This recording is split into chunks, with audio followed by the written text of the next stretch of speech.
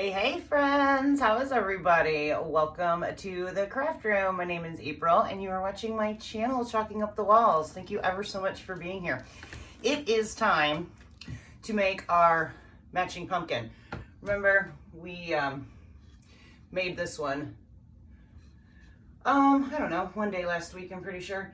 And now it's time to make our little mini that's gonna go with it. So let's get to it. We're gonna use the same transfer, our terrific tiles. We used this part to make the larger one, and then I'm gonna use one of the smaller ones in the bottom because I think it's gonna fit nicely on this pumpkin. And then we will have our matching up here. So let's see, I don't believe I have used these bottom ones, no. So let's go ahead and cut it out. I like to, if you guys have watched, you know, but if you're new here, I like to keep my silkscreen transfers, they're adhesive, right? I like to keep them on their original backer sheet whole because it seems much easier for me to keep them all, you know, the way they come, because they come in, as you saw, I took it out, these plastic sleeves. So it's just easier to keep them in the same, you know, shape and size as the plastic sleeves. All right, what is happening here? We need to peel this up. And so you just take your thumb and just kind of rub against the edge here, and eventually it will peel up for you. All right, so that being said, I have my trusty little scissors, and I take my scissors and go in between the silk screen and the backer sheet and just run it across lines. If there's cut lines, that's always awesome. You don't necessarily have to have cut lines. I'm just gonna do the whole thing. You can cut anywhere in the teal space there, but the lines do make it easier to kind of see where you can cut. But anyway, all right, let's get this last part down here done. And let me know, what are y'all up to today? Anybody doing anything fun? It is the weekend, so hopefully you're doing something fun. Be a great pool day. It's still summer and it's still warm, so it would in fact be a great pool day. Oh, I didn't mark my corners. Well, that's okay. It'll be fine. I can figure out where it goes. But anyway, being that this is brand new, we're gonna add a little bit of fuzz. Most of the silk screen that we're going to be using, or most of the transfer that we're going to be using, has the open silk screen, the area that you can see through, right? So that obviously is not sticky. Only the teal part is sticky. So there's not a ton of, I'm getting ahead of myself. Hang on a second. We need to paint the stem. But anyway, while we do that right quick, the area that you can see through is not sticky, so only the teal part is. So when you have a transfer design that has a lot of the open screen, it's obviously not going to stick super tight, but like I said, being that it's new, I wanted to make sure that I got a good amount of fuzz on it so it comes off nicely. All right, so I am just taking some acrylic paint in the color Milk Chocolate and painting my stem to match the other one we did. So if I remember properly, we did end up doing 2 coats. So let's get our first one down, trying to smooth out this line a little bit. And then we'll dry it and then we'll put another one on. I think it was just 2 coats. Start with me.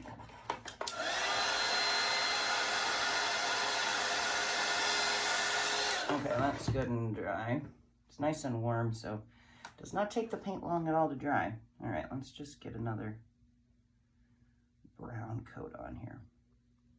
So I am sticking with, well, obviously I want these 2 to match because they're a pair, but for most of my fall decor this year, I'm sticking with very neutral colors.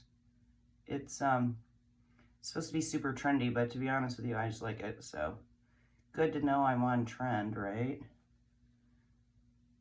All right, that looks good. I think we're probably, I guess let's dry it just to make sure, but I'm pretty sure these 2 coats are good. And I don't mind if a little bit of that wood grain shows through. I mean, it's a stem, right? So it would be kind of woody. I do, however, want that to be covered just a little bit better. All right, let's just, since we got a little bit of extra paint on here, let's just use it. Why not?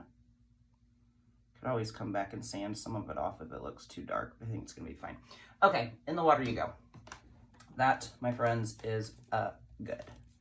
All right, so one more time, just real quick, just a couple seconds, dry that paint. And that part is done. Stem is good. Okay, it looks so bright and shiny. My light is like super bright. Okay, back to what we were doing. We have our stencil. So it's not gonna fit, well, actually that would work. I was thinking I was gonna turn it, and I think I'm going to, just because I kind of like the X look, and it fits on here better.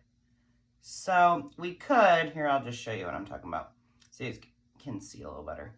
So we could line it up like this, and every place that you see the white is where our color that we're adding is gonna go through, right? Every place that you see the teal is gonna stay white. We could do that, but I'm thinking I want to turn it and do more of like an X.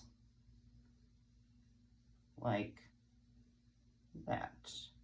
Make sure it gets in, because in my opinion, it fits better this way. Okay, so that is good. We're gonna press it down, and then I'll show you what we're working with. I like that design better. And all we had to do was turn it. What's super cool about the transfers is you can use them in any direction, shape, part, whatever, however you like it. You do not have to do the whole thing, and you do not have to do it in the direction that it like shows up on your backer sheet. They are your supplies, so use them however you like. And this, my friends, is what we're gonna do. Okay, I am gonna take a little piece of what we call placement tape. It's basically just like a paper style washi tape. I'm gonna add a little bit of shirt fuzz here, and I'm gonna mask off where we painted our stem because I want it to stay brown. So I'm just gonna take this and get it lined up right where our brown is. Make sure it looks somewhat even. Not exactly. Let's try that again. Press it down. And let's get it just lined up here. One more time. And mask off that brown. Like that. All right, that's good. Okay, push that down. And again, we're just gonna take our squeegee and go over all of this and try to get that blue to stick the best, or teal to stick the best that we can. And in the process of doing that, I noticed I have one of my hairs, which is why I usually have my hair up when I'm crafting, but today it's down. And today we have a hair on the back. You want to make sure you get any hair, lint, bumps, whatever may fall in there out, because it's going to block your paste. And then whenever you pull it up, you'll have, you know, like a little squiggly line where your hair was. Okay, sticking with the same color called Greige. It's like a fairly light gray color. Let's go over this area where we peeled it up just to make sure.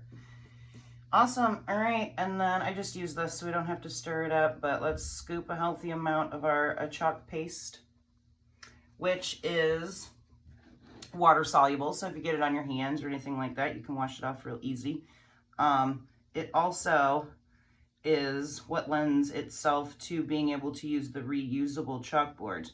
I need to get back and show you guys how that works. We'll put that on the list for this coming week. That's one of the major reasons that I fell in love with all of this stuff, is you don't have to house a ton of home decor.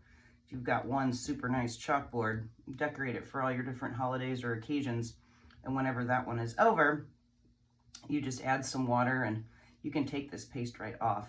You do have to kind of let it soak for a little bit and put a little effort into getting it out. It's not hard, but what I'm saying is that if you were just to wipe it off, it dries hard. So it's semi-permanent, I guess is the way to explain that. It stays until you want it to be gone. Okay, that looks cool. And I like how this almost gives like that concrete look, you know, because like, I should keep that just in case I missed something. You never know. All right, so let's leave that tape on there for now, and then let's just start to slowly peel up and make sure everything is looking good. We're just peeling, peeling, peeling. Slowly, slowly. I'm gonna double check. And we're just gonna keep peeling until we have it all off of there. That looks beautiful. I really, really, really like that. Okay, so before I forget about my little tape here, let's peel that off.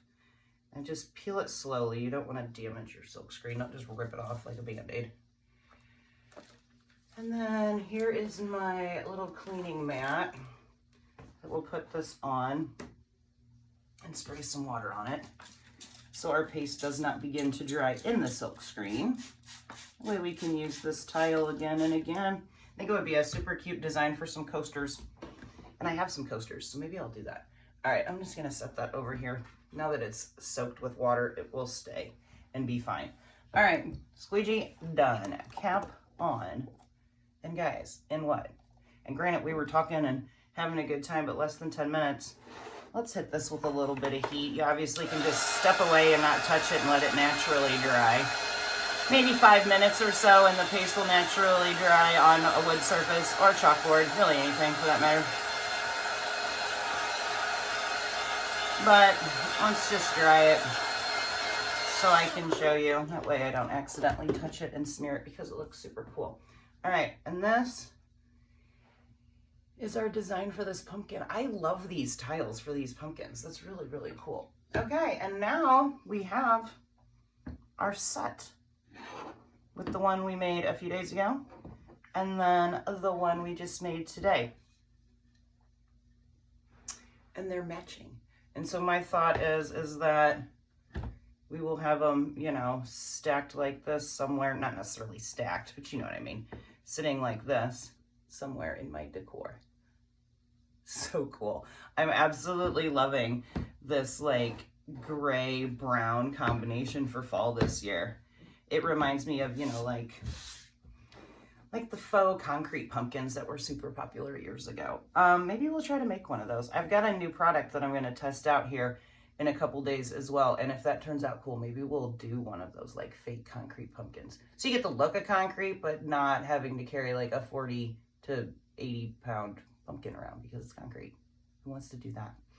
And then this is a set of 3, right? So I know I showed you like the full set when we did the big one, but here's our gourd too. So we need to do something fun with our gourd. I'm probably going to stick with the same color motif, but I need to find a transfer that is kind of in the same tile, something along this line so it matches. But for now, we have 2. We have a good start. We're getting there because we have to start our full-on fall decorating soon. So it's awesome that we're getting there, right? Okay, guys. Well, that was our project for today. I hope I inspired you to go out there and make some fun fall decor for yourself. Quick and easy. I mean, quick and easy. Plus, whenever your friends come over for your fall parties, you can show them all the cool things you made, right? And you can make them whatever color you want. It's personalized decor, which is the best decor, in my opinion. All right, guys, as always, I ever so much appreciate you guys being here. It means the world to me that you guys watch and support me. I love y'all. So until next time, be awesome, do something awesome, and get out there and make something awesome, right? I mean, why not? It's simple. You guys watch me. Anybody can do this. Anybody can do this. All right, y'all. Until next time, take care. We'll see you soon. Bye.